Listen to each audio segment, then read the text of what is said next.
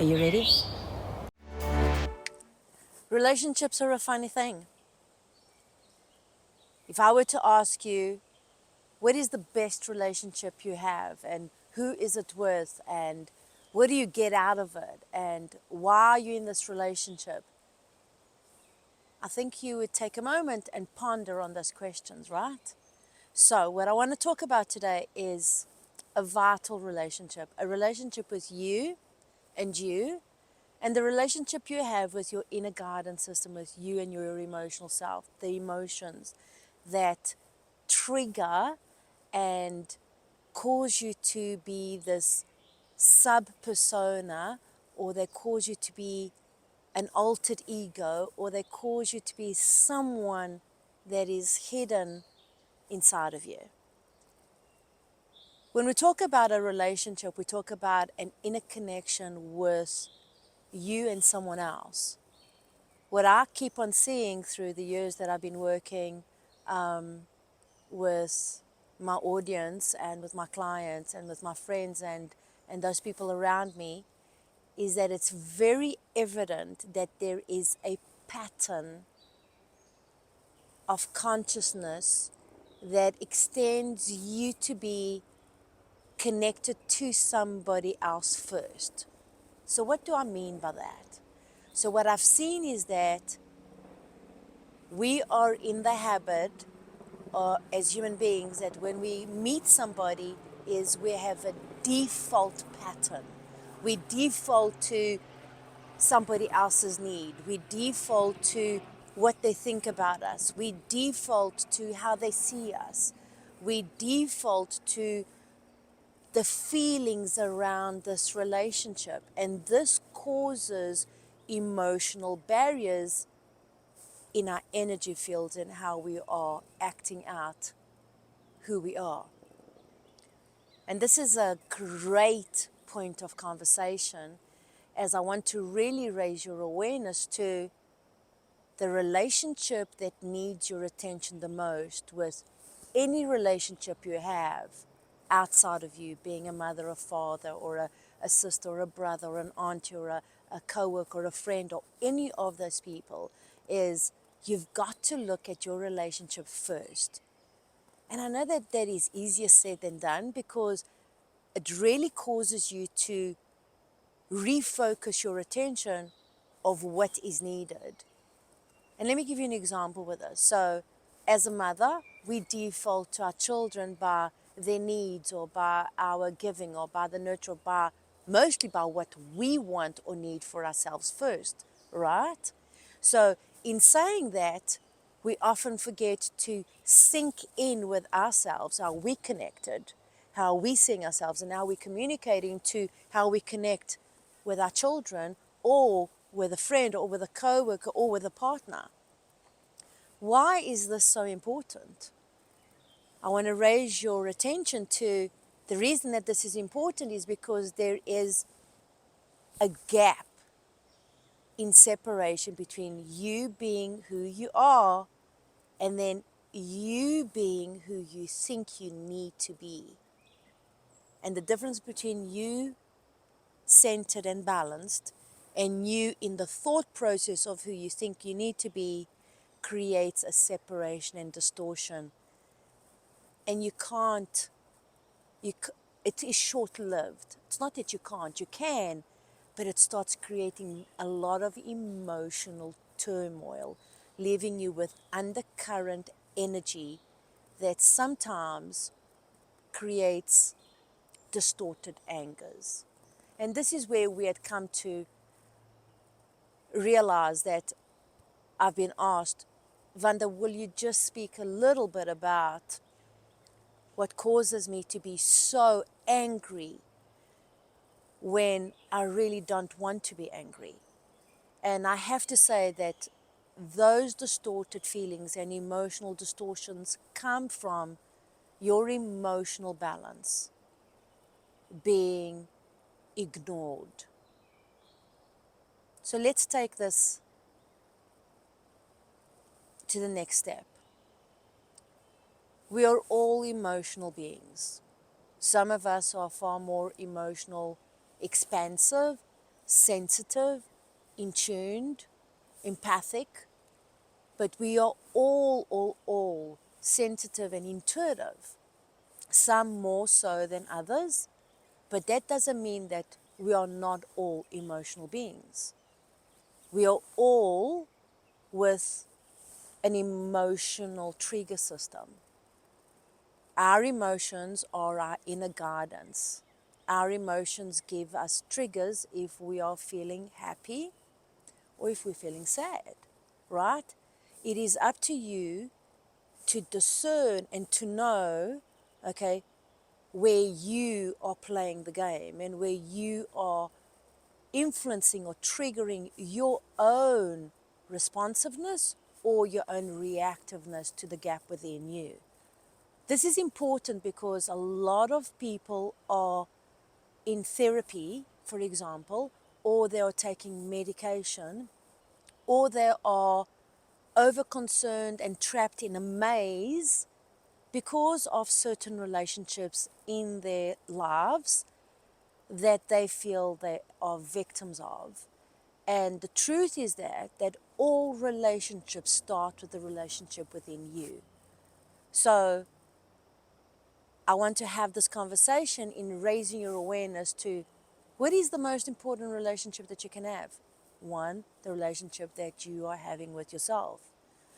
What is the next observation that you want to have is the relationship with you and how you best know who you are being through understanding your emotional guidance system.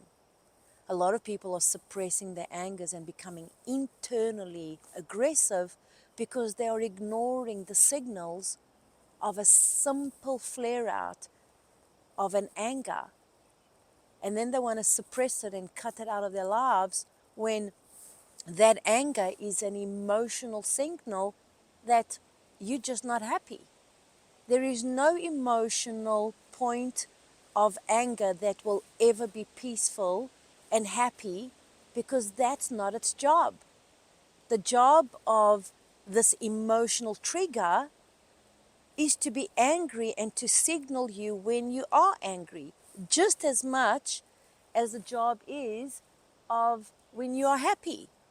When your signal flares out and gives you that vibrancy and that happy-go-lucky feeling that you are free and you are the creator of your life and you're joyful and you're skipping and jumping all over the place, that is your trigger and your ray of light that is going, I'm happy. It's just as important as the one that is saying, I'm angry.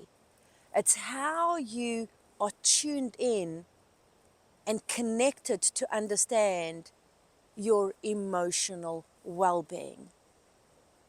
Cutting your anger out doesn't serve you or your emotional evolution of self. And the word evolution comes from you growing and understanding that every emotion has its place. There's a time to be happy, and there's a time to understand that sadness has touched you.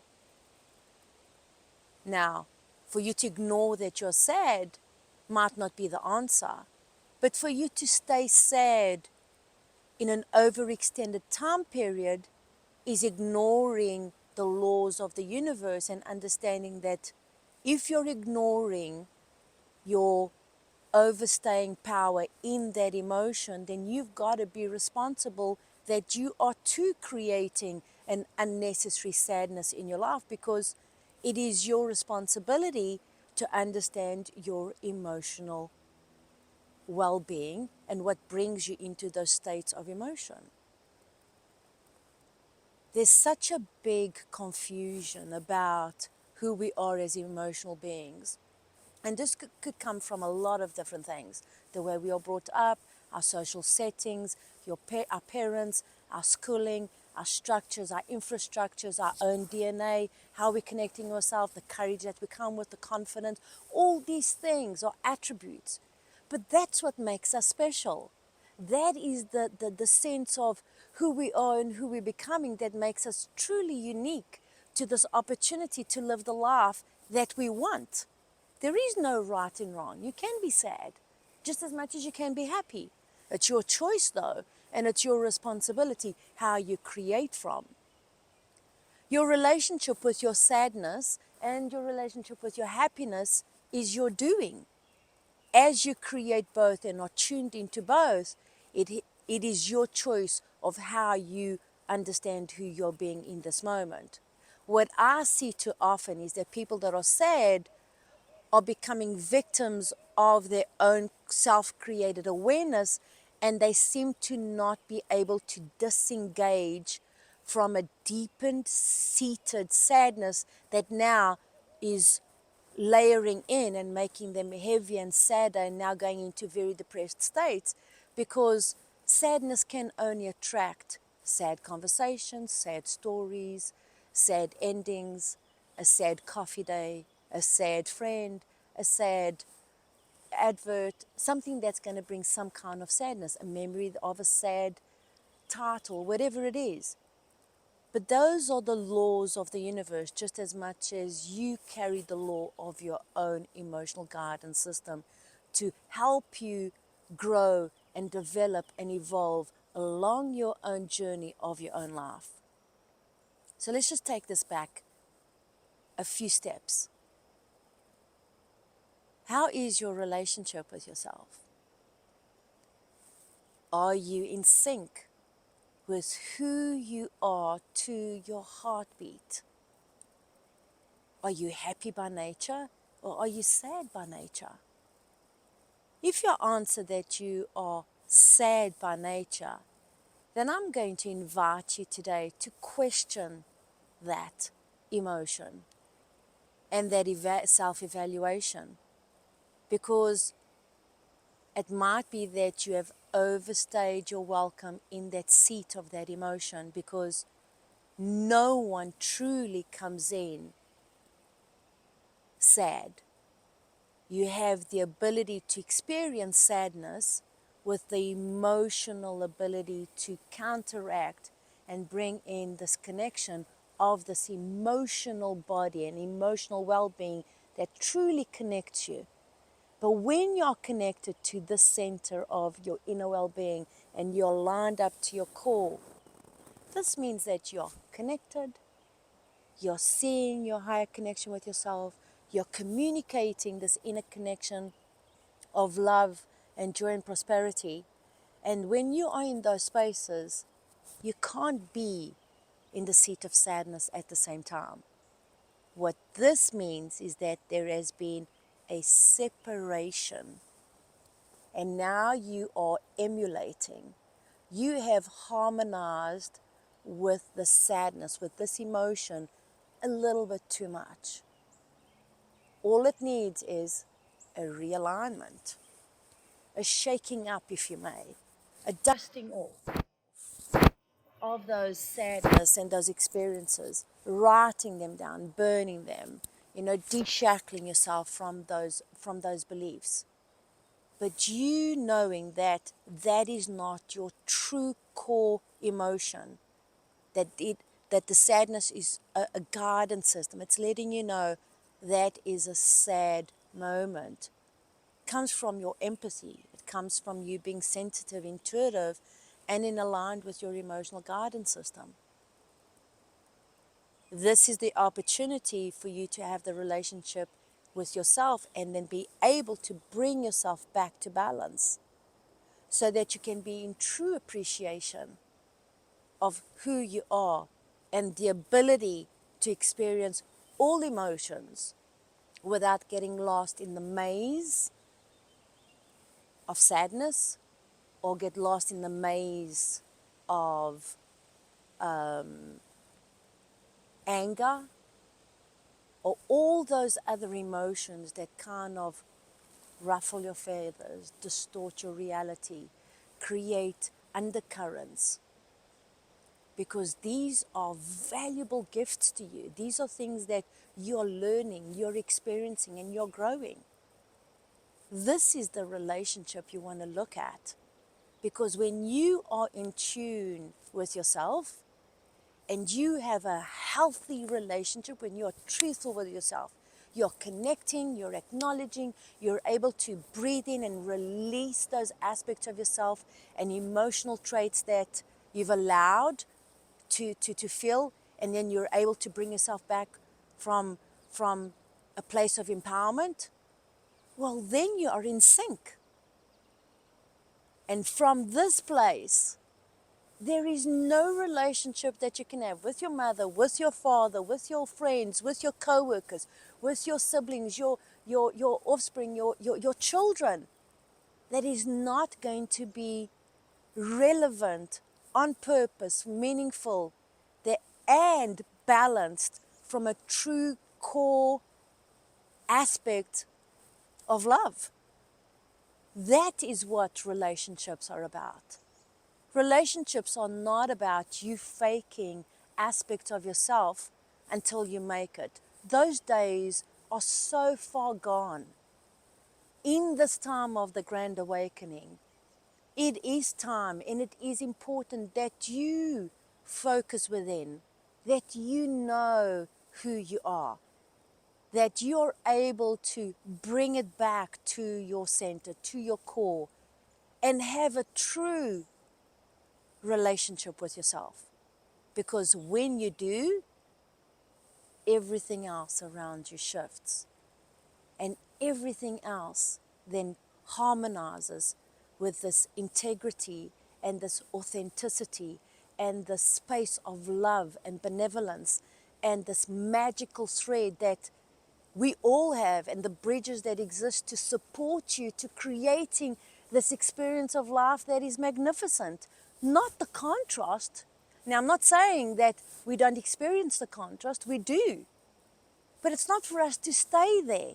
And it's not for us to be medicated and subdued in spaces that we lose ourselves against ourselves. This is a conversation and just an opportunity for me to sprinkle some dust, for you to create a different perspective about your relationship with yourself. Look at your relationship with yourself with new eyes. Look at your relationship with yourself with the ability to come from a higher perspective, a knowing and a worth that is so grand, so divine, so magical, that it's truly unbreakable. And it has the expansion for you to go and experience the contrast. But then you've got to bring yourself back. You cannot bring yourself back when you're harmonizing with other people's needs first. It doesn't work that way. It's not lasting or everlasting. It gives you other experiences. So, with that, stay tuned to how you're feeling and look at this relationship as an opportunity for you to build the grandest rainbow around it.